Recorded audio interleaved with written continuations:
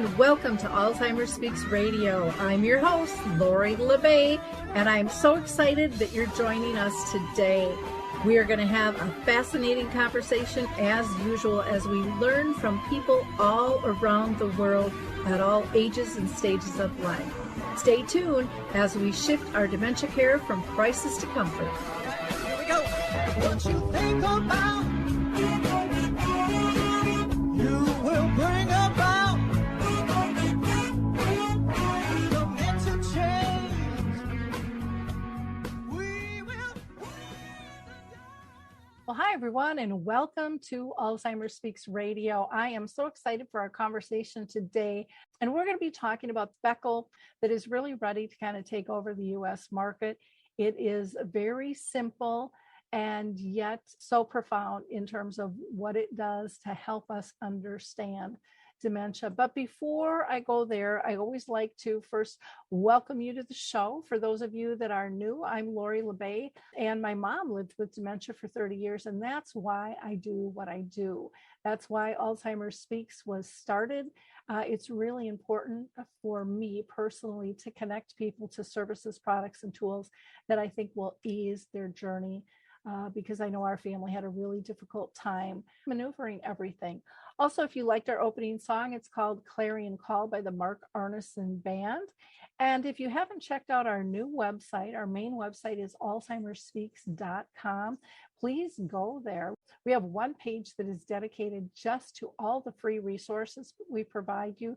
Plus, we have pages if you're interested in branding and marketing or speaking. I also want to mention a couple of support groups and events that I have coming up. Arthur's Memory Cafe is held virtually the second and fourth Wednesday of each month from 1 to 3 o'clock.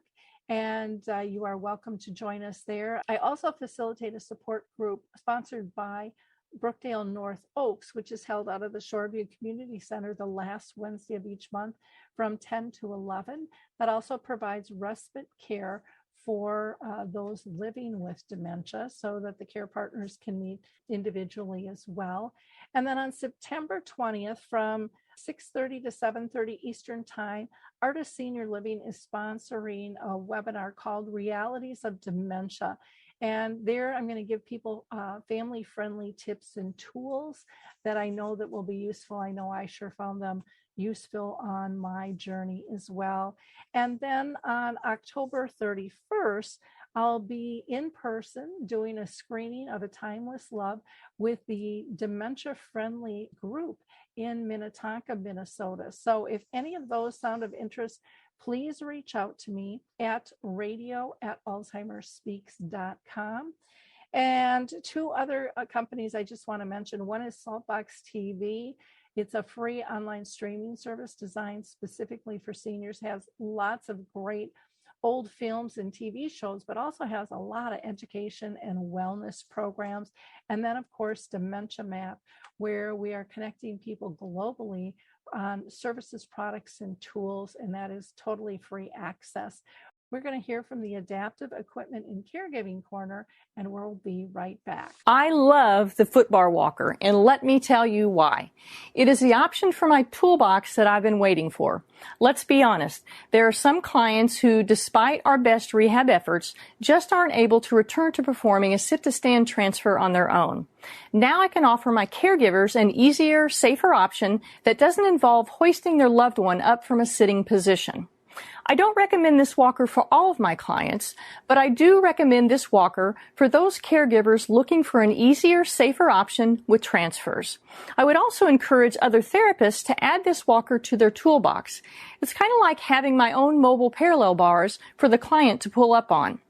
Whether it's a family caregiver at home helping a loved one with Parkinson's or dementia, CNAs in a long-term care facility assisting their patients, or therapists adapting to client and caregiver-specific needs, we now have a very safe and effective option to offer in the footbar walker.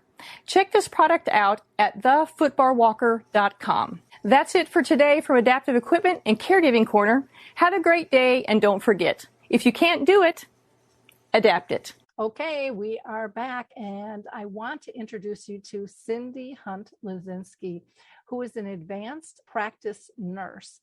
And she is the first accredited Specal practitioner in North America. And she was credentialed by the Contented Dementia Trust in England.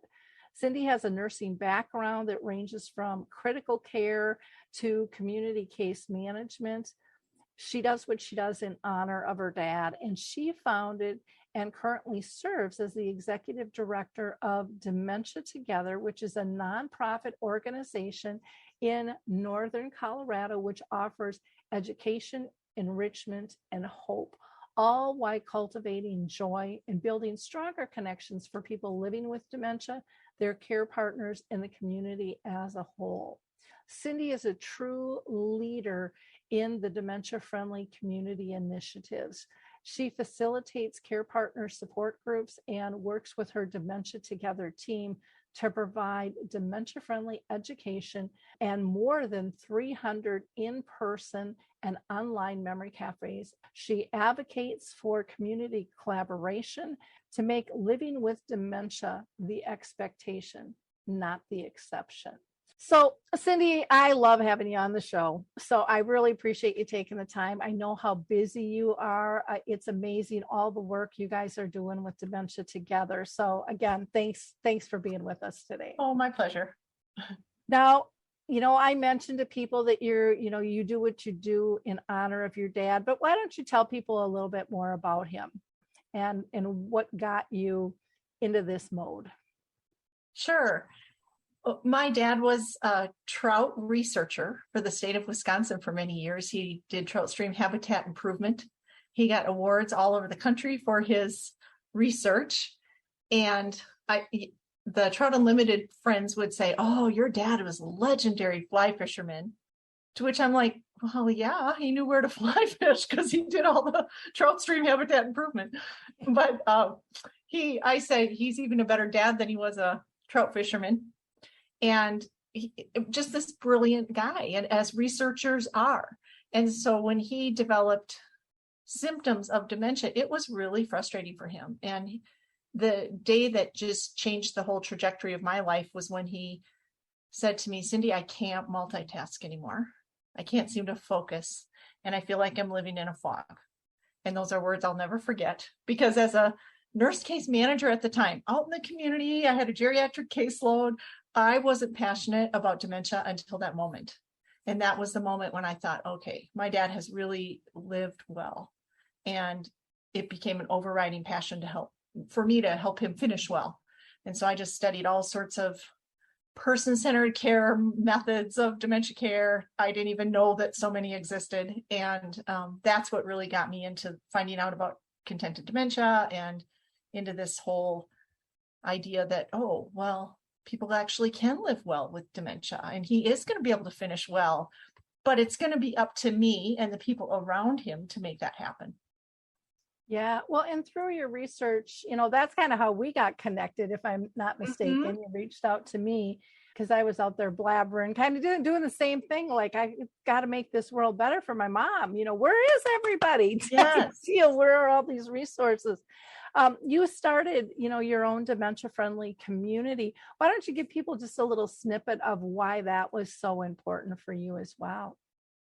Yeah, so my dad was still alive, and I started a care partner support group at our church. And then some of our care partners thought, well, wouldn't it be nice to bring our loved ones? So then we started a memory cafe. And from that, there was a group in our community that wanted to start a B-Sharp Arts Engagement program with the Fort Collins Symphony. And with that, 30 couples were able to attend the Fort Collins Symphony.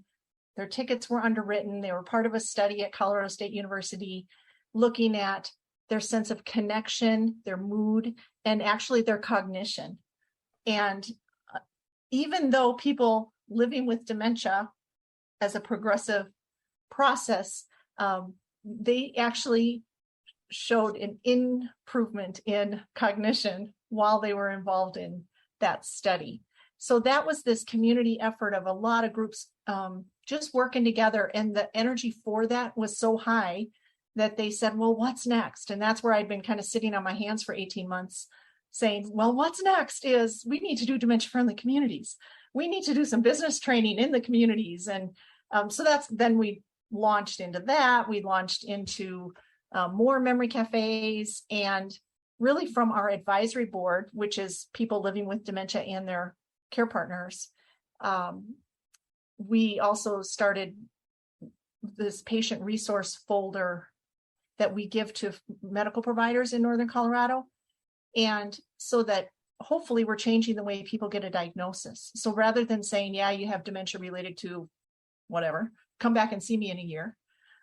Hopefully it's becoming increasingly more common that people here in Northern Colorado, they may get a dementia related diagnosis, but they also should get a resource folder with information that doesn't just contain Dementia Together information, but it contains a lot of the community resource information on one page, because we don't want to overwhelm people. It contains a one-page tip sheet for a person with dementia and a one-page tip sheet for a care partner, again, because they're overwhelmed. Let's keep it simple. And then just pocket cards for each of them to share. Either I'm living with dementia, your patience is appreciated, or my companion's living with dementia, your patience is appreciated. And then also all the activities that they can get involved in, so that they know right away from the get-go, they don't have to walk this journey alone. So that's kind of, we kind of hit it from all sides. We've done healthcare education, senior healthcare education, care partner education. We've increasingly been getting into more law enforcement education as well. And specifically, we teach from the Contented Dementia approach, which is different from what other groups in the Northern Colorado use. And that helps us not duplicate services for each other. It's amazing all you've accomplished. I'm so excited that you're getting those patient folders out, but I'm still kind of almost irritated that others aren't doing that. It's the critical point that everybody complains about, that they don't get resources, and why those connections aren't being made, to me, is unreal. It's almost in some ways unforgivable, because it makes the start of the journey so different. Yeah. When you feel that there's help there in every community, I don't care big or small, if you've got a dementia-friendly community or not, there is still a way to get this information to people, because everything doesn't have to be in your backyard if you don't have a movement yet. Right. In your community. And so I just have to punch that one out, because that is just so important. There's so many virtual opportunities too. And if people like you are listed on that resource sheet, yay. But yeah, there's no reason for people to think, oh, we're the only ones going through this. We can't talk about it. We'll have to whisper the word dementia. I mean, all of that you can get rid of right away if you just let people know that they have hope. And just, to allow people to breathe through this process instead of hyperventilate the whole way from, I don't care if you're the one getting the diagnosis or if you're sitting alongside supporting them. I mean, it takes your breath away, and it's like, what do we do now? And there's no answers really, for the most part, typically at the doctor's office, except here's another appointment. And if you'd like a prescription, I mean, a lot of them don't even get, the Alzheimer's Association number. And there's just so much information all around the world that can help. And I love that you're working with law enforcement. I think that is just, I mean, we've seen and heard all kinds of horrible stories out there. And so I'm thrilled with that. But today we're really going to focus on this contented dementia that you're doing. And now you went over to England to learn about this, if I'm not mistaken. Is that correct? Yeah. So talk about committed daughter. Well, 3 weeks after Dad told me about his symptoms, I read about Specal, and which looks like special misspelled, but it's not, it's Specal. And I found out that Penny Garner, who developed it, was going to be in London when I was in London. So she sat down with me at a bakery for 3 hours and told me all about it. And then I've since gone back and studied with her, and honestly have been studying with her for the past 13 years. I'm a slow learner. And I learn from her every single time I talk to her, every couple of weeks. But she shared with me the Specal method. It helped give me hope that my dad was going to be able to finish well. And I wondered, why doesn't everybody know about this approach? It's so simple. And as a nurse, I'm like, well, why didn't we learn this in nursing school? Kind of like you. Why doesn't everybody give out the folders? Yep. Well, it is. And when you find something that's simple to apply and understand, it just shifts everything. Mhm. And not only does it make it better for the person with dementia, but for those who are caring for them. I mean, it changes everything Yeah. when you have a true understanding of what is going on and alternative ways to respond. Yeah. You know, to be able to create that joy and still, you know, feel those relationships. And I think that is one of the things I adore so much about you and the work that you do is everything comes from your heart. And you know, you really are out to improve the world. You really are a true thought leader. And I don't think you get recognized near as much as you should for all you have done. I mean, it really is incredible what you and your team have accomplished. And, you know, as much as, you know, I wouldn't wish this disease on my mom or your dad. It's like, I'm thankful that it landed in our arenas to be able to make a difference. And, you know, anybody can step in and step up at all different types of levels to improve the trajectory of this journey for families. So Cyndy, I'd love for you to introduce the Specal program to our audience. I think it's just so powerful. And like you said, it's simple. And when it's simple, it just changes everything in terms of how we interact, how we react, and how we can avoid some situations that we keep walking into over and over again because we don't understand. Yeah. Well, the Specal method is rooted in person-centered care. Like a lot of other person-centered care models, it's all about learning from the expert. The person with dementia is the expert. It's about what do we need to do, the people without dementia, to help this person live well. And it's really focusing on their strengths. What can somebody with dementia still do? The difference, I think, from Specal compared to other methods is that you don't need absolutely no biomedical knowledge of dementia. I don't really care what kind of dementia you have because we're treating dementia as simply the disability of no longer efficiently storing the facts of what has just occurred while still storing the feelings in the same way. So even though that's an oversimplification of dementia, when we treat it as if facts are randomly, intermittently, and with increasing frequency not storing for somebody with dementia, but yet the feelings about their experiences are still storing, it changes how we interact with them. And so we use what we call the Specal photograph album to explain that. And with this analogy, every experience we have is stored as a photograph in our albums. And every photograph contains the facts, as you can see, kind of the light color here, of what just occurred and the associated feelings, surrounded by the feelings. So the taking and storing of these photographs is an automatic, unconscious process going on in the background of our lives. It's unobserved by us and unobservable by anybody else at the time of storage. So as time goes by, page after page after page of these photographs build up in our albums, and our albums fall open naturally on today's page. And this is where the latest photographs are flying in. And it's this latest information that we must have if we're going to make sense of what are we doing? Who are we with? You know, where are we? Why are we here? So we consult our albums all the time. So every time we have a let me think moment, using this analogy, it's let me think, let me look in my album for a fact I need to help me make sense of what's going on in my life. We even use these albums in normal communication every day. So anytime we're asked a question, we don't just know the answer.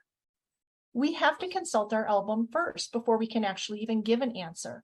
And the example I often use is if somebody asks me, would I like a cup of coffee?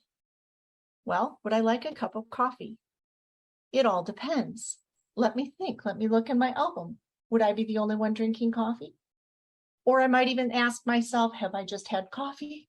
I have to ask myself an additional question before I can give a response. So every question drives us to our album so that we can answer questions or so that we can have a conversation. We build on what is in our own albums. So with statements and questions, we're always consulting our albums. We spend a lot of time in our classes on normal. How do we normally use our albums? Because when we understand normal, then we understand dementia. And let me hop into dementia right away, though, because you're not going to be here for 3 hours. So with dementia, a different kind of a photograph is taken and stored, and you can see how it looks different. So in this new type of photograph, it's a fact-free, feelings-only dementia-related photograph, and we call it a blank, but we just mean blank in terms of facts. The feelings, you can see, take up all the space where the facts would normally have stored. And at first, it might look like an occasional blip of lost factual information, but further blanks will follow. Dementia is progressive. And they're going to follow randomly, intermittently, and with increasing frequency. And eventually people end up with ribbons of blanks. And this might be about the time somebody actually gets a diagnosis, because now other people are noticing there are some blanks storing in the album for a person with dementia.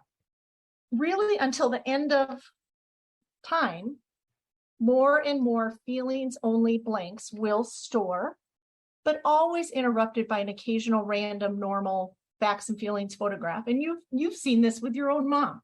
Yep. Like, people can live for a long time where only feelings are storing. But every once in a while, there's this random normal photograph that stores, and you're like, whoa, where'd that come from?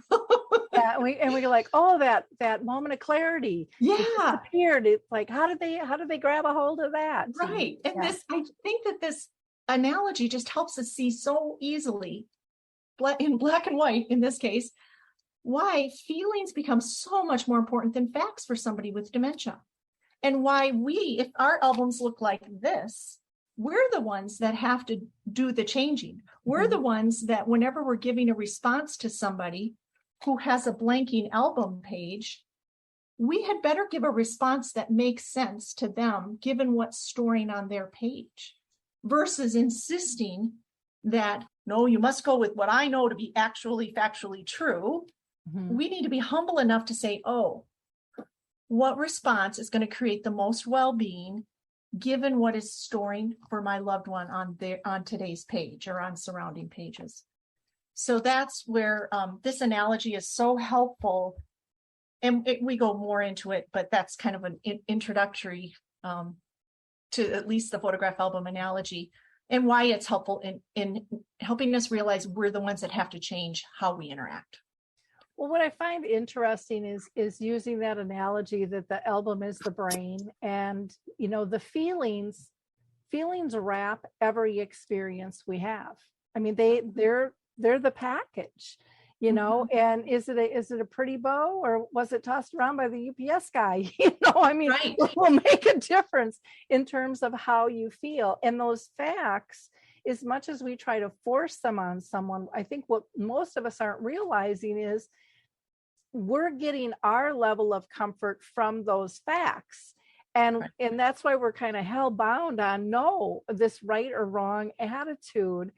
And I know for me with my mom, and it took me a while to kind of learn this because there was nobody teaching this stuff out there at all. It really came down to, how does she feel? Yeah. Person-centered care, relationship-based care is about making them feel comfortable, because they don't have the adaptability that we do. They don't have necessarily, and again, depending on where somebody is in the process with this, that's just critical. And then, when you're able to let go of that, all of a sudden you're more comfortable. You're not in conflict trying to fix it, pull them back to right or wrong and all of those types of things. And I just found so much comfort coming out of that whole style approach. And it's like, to me, it lightened the burden of giving care. It enhanced my relationship on multiple levels. And your head shaking, but I'm getting the feeling, you feel that way too about this program. It does lighten your load as a care partner, because now that you are focused on how do I boost the well-being for my loved one who hasn't really lost her reasoning capability or desire to reason. She's just lost recent facts with which to reason.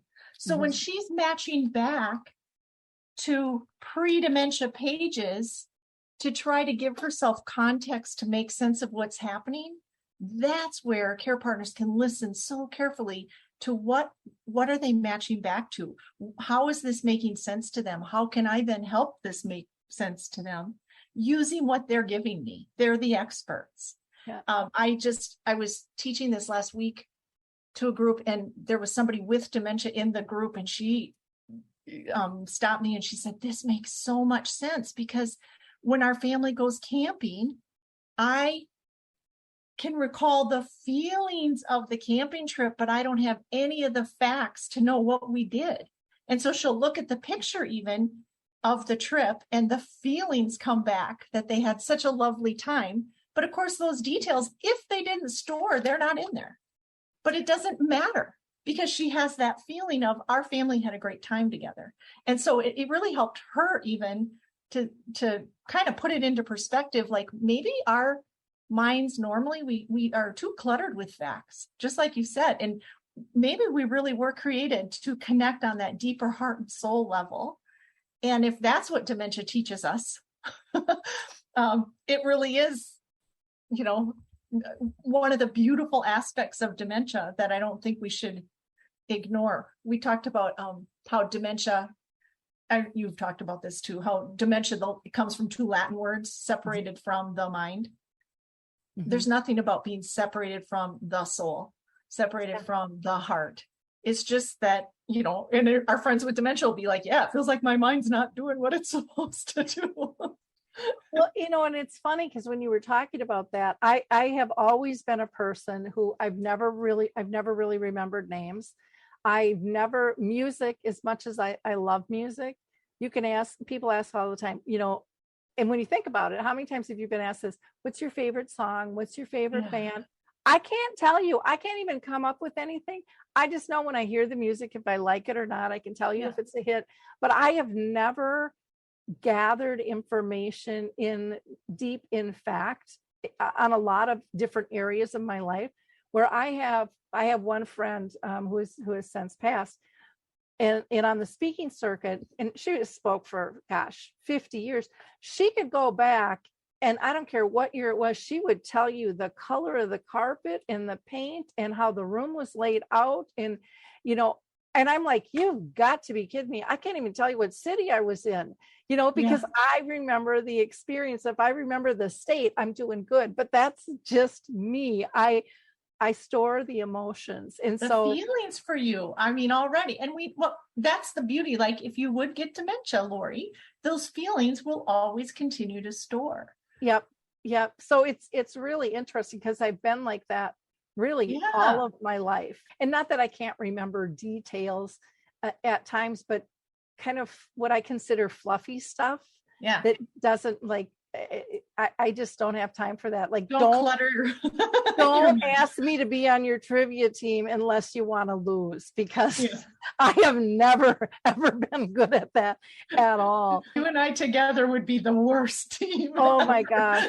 I want you to give us a couple of examples that I think are really common on how the Specal program could help family and professionals when someone says they want to go home, and the other one is calling somebody the wrong name. And, we get offended and we want to go back to the sticks and bricks home. How does Specal help us interpret that differently? Well, we go by 3 golden rules, and they're counterintuitive, and they don't make a lot of sense unless you know the photograph album analogy, especially the first one, which is don't ask direct questions, because the recent facts may not have stored.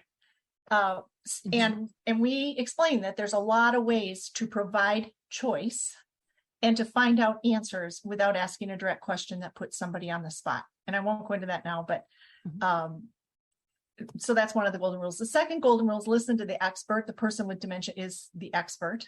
We have to listen to their questions and their phrases. And that's the key with answering your question about what about when my loved one says, I want to go home.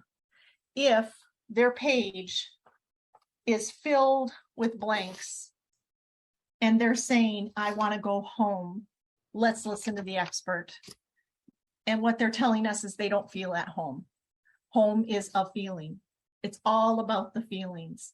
And so our response has to join them in that, consider what their page looks like, figure out what could make it look and feel, or what could make it feel more like home for them. And part of the joining with them is like anything else in life, dementia or no dementia. When you have a friend or a companion joining you in that, it's just easier to manage. And so when I want to go home, I want to be where things make sense. And that's really how Specal defines home. I want to be loved. I want to know my way around. I want to feel secure. I want all of that. And so with all authenticity, when one of our loved ones wants to go home, I think to myself, well, that's interesting. I wonder why they're not feeling like they're at home. I don't contradict, because the third golden rule is don't contradict or argue with whatever facts somebody with dementia needs to use to make sense of what's happening around them. We just don't want to disturb the sense they're making. So when I hear I want to go home, I'm with all authenticity can join them in that. I want to go home too. Let's see what we can do together to make this feel more like home. And now we can move along as friends and companions versus somebody trying to say, well, this is your home, or you are home, or what home do you mean? Oh, well, I don't know. Like, I won't know what home I mean, because if I check my album, because you asked me a question, I've got nothing. So asking questions to get clarification is also not helpful, especially when somebody's distressed. And then you asked another question besides home, and I don't even know what. Oh, and that was about when somebody calls you the wrong name. Like my mom would call me her mom all the time. She would call my brother her brother. And, I was okay with that. My brother was livid, because we approached it differently. Yeah. So think about if her intact photographs are way back here in the album, there's no way she would have a daughter that looks as old as you. Yeah. You look more like her sister or her mom. So she's matching back to a page back here where you possibly are reminding her of her mother.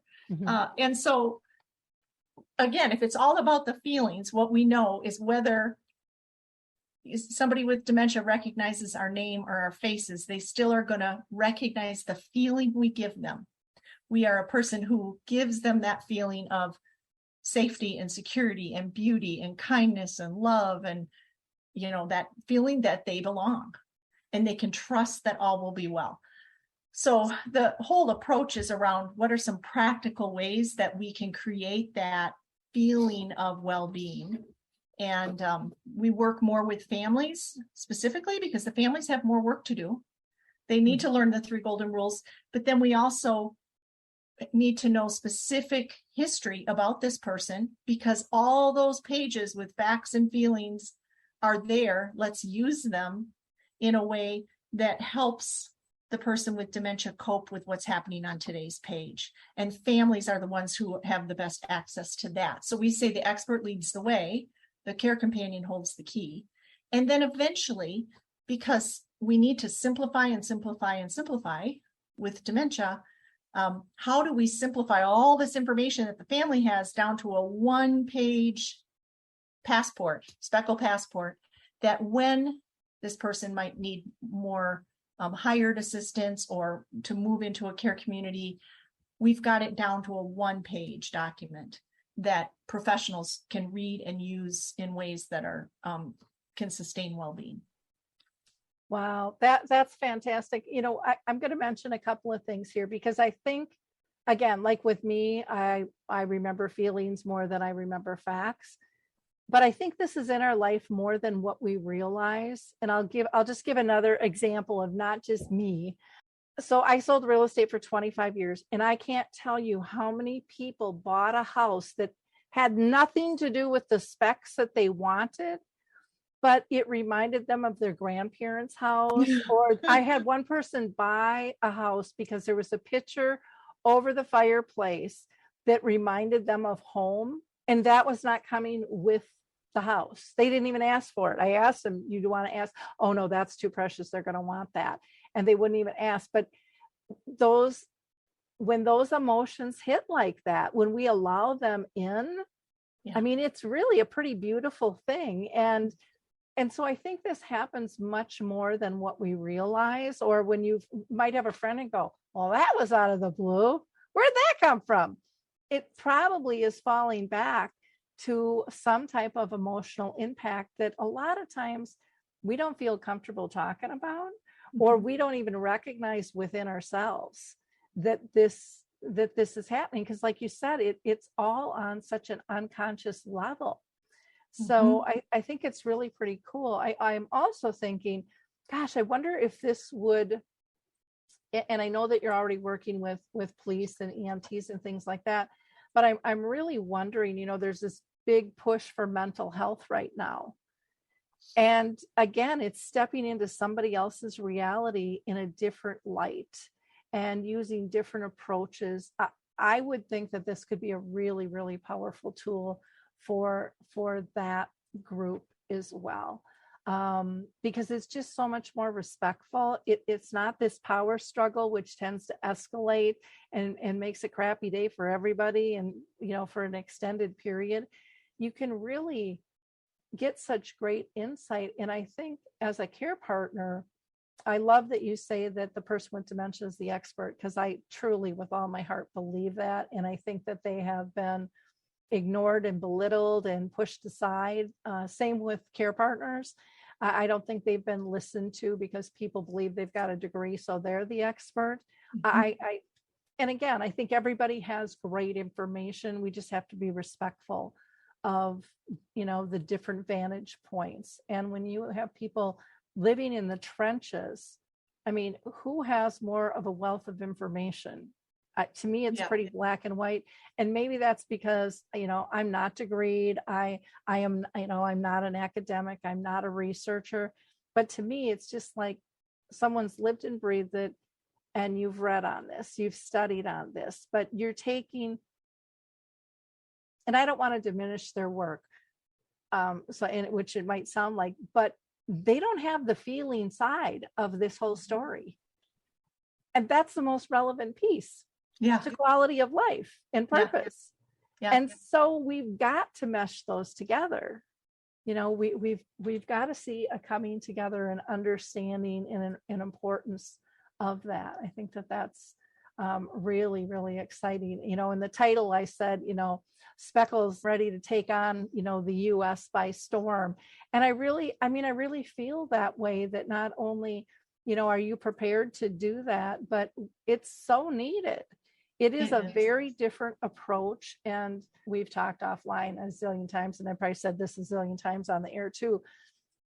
I can't stand the term person-centered, because I don't think it's delivered. I think in a lot of cases, it is just verbiage. It's talking like we're doing what we know we're supposed to do, but it's not always delivered. And I like, of course, the relationship-based care, which I really think Specal is all about. It's about the relationship. It's about building safety. It's about creating joy and calmness and allowing a dignified life for everyone. And again, decreasing the stress and the burdens.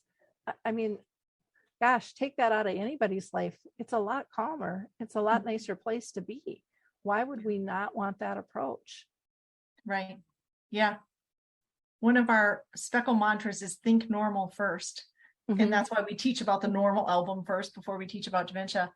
But all the tools that we use, we have 3 golden rules, but we also have tools, all those tools of not pummeling people with questions or listening to them, or the tool for the rule of don't contradict. Well, we just kind of can keep our mouth shut and find it interesting and wonder why they might have said that and try to figure it out on our own, but not, all of that works even with somebody who doesn't have dementia.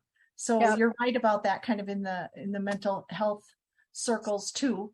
I always challenge the term enter their reality, because I think that's with Specal, we don't use that terminology. It's more like we consider what their album looks like on their page, because we're not wanting to enter their reality and stick them in the past, make them stuck there.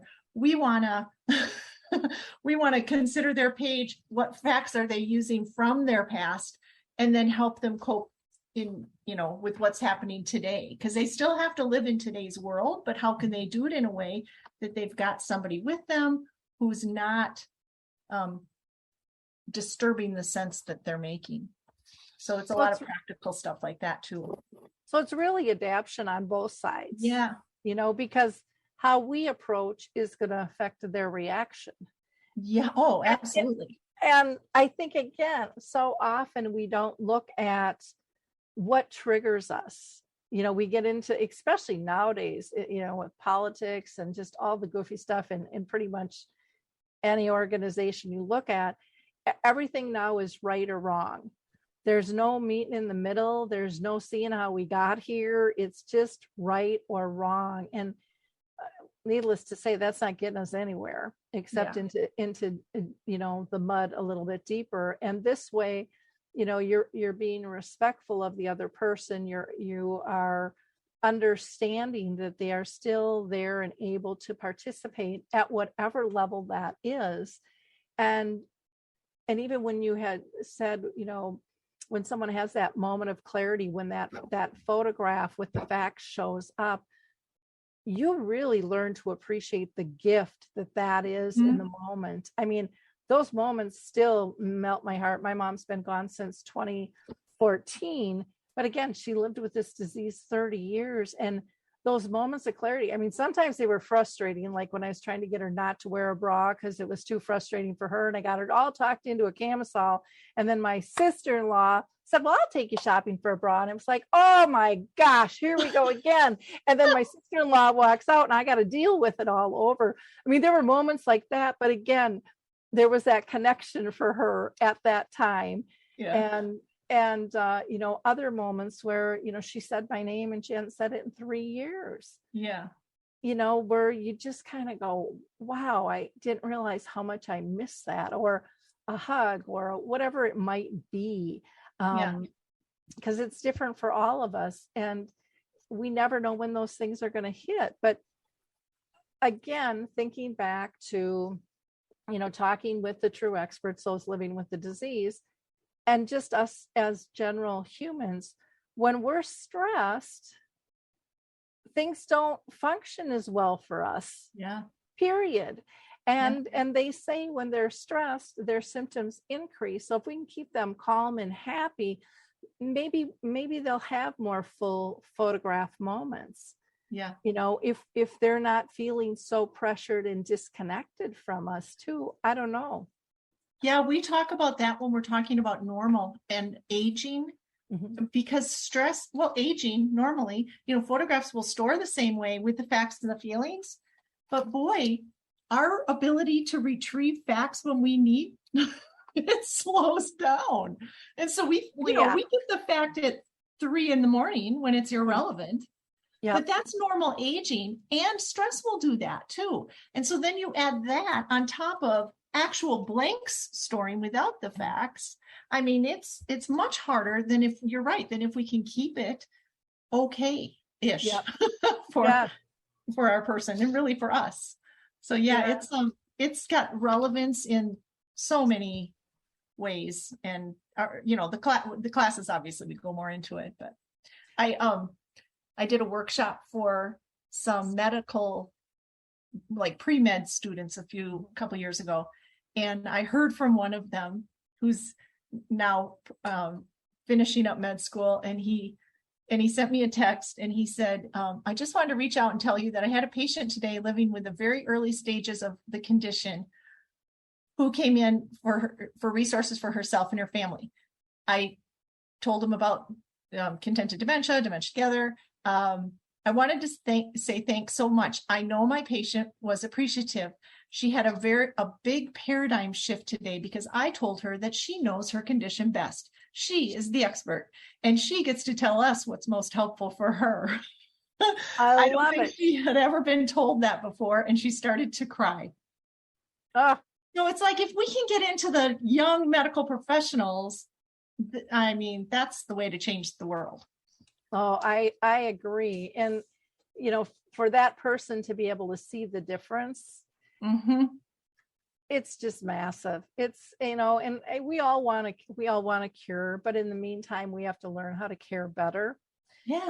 For people, and realizing all this. When you were even talking about, aging process and how we wake up at 3 a.m, I'm 63 now, and I can't tell you, more often than not, when I get together with my friends, I mean, we joke that it's a verbal puzzle of like, who is that person who, no, it wasn't that. Well, didn't they go here? And it was like, 6 people join in and we still don't have it figured out. And then all of a sudden, 15 minutes later, somebody goes, it was so-and-so.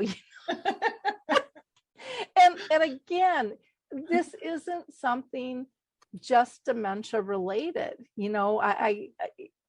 Slow retrieval. Start using that phrase. It's slow retrieval. It's there. Yep. Yeah. Just don't get it. But I think sometimes we try to make it so different, and then we push it away. Well, we don't need that. It won't be useful. And I still say whatever's good for dementia is good for the whole world. Yes. There's so many different applications and so many overlaying situations that it can help with. So, I'm really excited about this. Now, for you, what's the biggest obstacle of getting this new approach out in North America? Because I know people kind of get stuck in their ways. Well, and professionals especially, and I can kind of bash us because I am one, but we love to stick to our biomedical model, and here's the latest treatment. Maybe we should try this and that. But if you kind of rise above the diagnostic line, as we call it in Specal, if we really just treat it as a simple inability of our person living with dementia, no longer efficiently storing facts, but continue to store feelings, that it's so simple that I think professionals will shun that, like, dementia is more than memory, all that. So I think that's part of it. And I think that there's a lack of commitment among leadership in senior care, healthcare, that, well, I do want you to come in and teach my staff, but can you do it in an hour? And then you get a call, 2 weeks before. It's like, well, make it a half an hour. and you cannot do adequate dementia education with professionals in an hour. But I get it, because then you get the people where, well, what if I invest in them and they leave? I'm not going to invest that much time in these staff members because turnover is so high. To which I respond, what if we don't invest in them and they stay? Either way, it's going to be difficult. And I think people might stay more if they feel empowered to know some strategies that make a difference. And they can get some quick wins. And I did do a study with a place in Northern Colorado pre-COVID, though, where their turnover rate was 86%. We did 6 months of intense training. So we did an introductory session for all the staff. We followed up at staff meetings. And 6 months later, their turnover rate was down to 26%. So it was significant. Now, with COVID, I don't know how that's changed. But I just think we got to start somewhere. And I believe it's starting with, because this is a family-driven model, we are working with the families and they're getting it and they're seeing huge successes. Their stress levels are decreased. Their ability to identify the positive aspects of caregiving increases. I mean, all that kind of stuff. They're going to be the ones, the consumers are going to be the ones to say, oh, well, I might admit my loved one to this care community, but we're doing it the Specal way. I'm not staying away for 2 weeks. It doesn't need to be traumatic. This is how we're going to do it. So those are the kinds of things. I think it will be the consumers that change our industry, even in hiring in home care people too, that families can say, here's the information you need. I want you to respond, learn about Specal. For my loved one, this is how we're doing it. And I guess it's just going to change one person at a time, or one family at a time, eventually one organization at a time. I don't see a fast track. Yeah, what I find change the culture frustrating, and I mean, I've heard this since day one, since I stepped into this in 2009, was, well, this is the way we've always done it. Yeah. And it's like, yeah, and you're the first to admit it's not working. So why are you continuing? Yeah. And yet I understand, especially in today's age, they are worried about staff turnover. They're worried about just covering shifts to even be able to offer training. Yeah. They're worried about people leaving. But again, I'm with you. I think if they feel heard and things are simplified and de-escalating, they're able to de-escalate situations, that makes their job a lot easier. Oh my, yeah. A lot more comfortable. So it's kind of like, where are your problem issues here? Mm-hmm. And how do you resolve that? And, when you did this over a 6-month period, I think that's one of the problems too. A lot of times people like, well, we're going to send one person in as our lead, and they're going to do the trainer. Yeah. And they really haven't had the experience, or maybe they're just not, maybe they're a good learner, but they're not a good teacher. Yeah. And they don't allow others to kind of share their experience, which you do just a great job at that in terms of figuring out how does this go. And then also doing this over a 6-month period, you are there to support ongoingly. I mean, it's in their face in a nice way, mm-hmm. but you are auxiliary staff coming in to support them. And when they are feeling, especially now, short-staffed, when they're feeling extra support, that's huge. That's a huge factor in why would I stay? Because now we're bringing back, and I think this has gone by the wayside in many cases, and I know there's a lot of CEOs that would argue with me, and I would say, go on your floor and, do a shift or two. But we have taken the feeling out of care. And we have gotten so task oriented. We have gotten so factual. We have gotten so check it off. And we're not checking off, how are they feeling? Mm-hmm. How is their day really going? And that's, I think, what pulls most people into healthcare is they want to improve lives. And when they're left at the end of the day with a checklist and maybe a slap on the hand because they didn't get it done fast enough, that's really not the encouragement that they're looking for. And it's not fulfilling what they thought the job was going to be like either. Yeah. Yeah. I mean, you're touching on the whole compassion fatigue thing that we're seeing among people that certainly have feelings. They do care. That is why they went into it. They're trying to do a good job and they're overwhelmed with staffing issues. So it's not like, I sure don't bash those people that are doing the day-to-day work, or the leaders that are trying to have an organization that does it differently. There are people out there, thank goodness for that. There really are people that want to make it better. It's just such a hard time. And I don't have the magic answer for that. But when you can help staff just learn a different approach, like one example, we try to really help them pay attention to exact verbiage of the person with dementia. What are their exact words? Or what really resonates with them. So, like when they talk about a difficult situation and, we redirected him, that's not good enough. I want to know, how did you redirect him? Tell me the exact words you used, because to try to redirect him, no, you can't go in there. That's not redirecting that in a meaningful way. Redirection is, oh, Ralph, I could use some help over here because Ralph is the guy that loves to go help people. And so just knowing that little bit about him, or we had another lady, oh, Debbie, I need somebody to pray with me for my children right now. Boom, you could get her away from wherever she wasn't supposed to be. So knowing just key little pieces of information on a passport can make their life so much easier. And then you can talk to the staff about, keep track every single day. What is one thing that went better today because you were there? And I think if we would encourage the direct care providers, the leaders to track that every day, at least they'd have a reason to come back to work tomorrow, because they are making a difference. They're trying. It's just it's hard. My heart agree. goes out to them too. Man, it's hard. Yeah, I know when I used to go out and do the Family by Choice series that I had, we would educate the staff and the families on the same day, the same information.